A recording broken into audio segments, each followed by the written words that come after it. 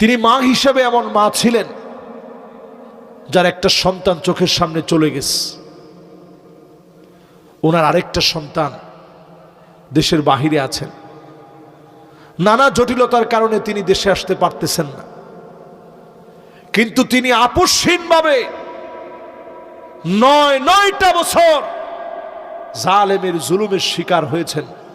মিথ্যা বিভিন্ন মামলা হামলার কারণে ঘরের ভিতরে অবরুদ্ধ রাখা হয়েছে। নিজের প্রত্যেক জায়গা থেকে, স্বামীর স্মৃতি বিজড়িত জায়গা থেকে ওনাকে বের করে দেওয়া হয়েছে। সন্তান ছাড়া করা হয়েছে, ঘরবাড়ি ছাড়া করা হয়েছে, কিন্তু তিনি দেশটা ছেড়ে যান নাই।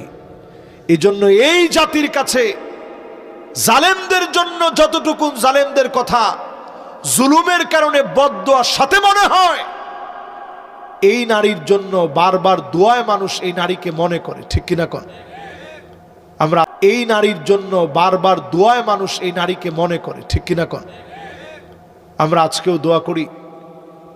লিভার সিরোসিসের মতো, লিভার সিরোসিস অনেক বড় একটা রোগ, আপনারা জানেন।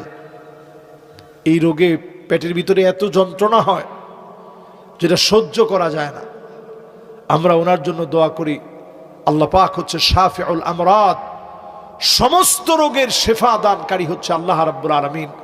আমরা আল্লাহর কাছে দোয়া করি এই জাতির এই ক্লান্তি লগ্নে, এই সময়টাতে ওনাকে বড় প্রয়োজন, এই সময়টাতে উনি থাকা দরকার আছে, এই দেশের মানুষের জন্য ওনার থাকা দরকার আছে। আল্লাহ ওনাকে অন্তত হায়াত দেখ, জালেমদের বিচার যেন উনি দেখে যেতে পারে, ঠিক কিনা বলেন? আমরা এই জন্য ওনার জন্য দোয়া করি, আল্লাহর কাছে কায়মানুবাক্যে দোয়া করি।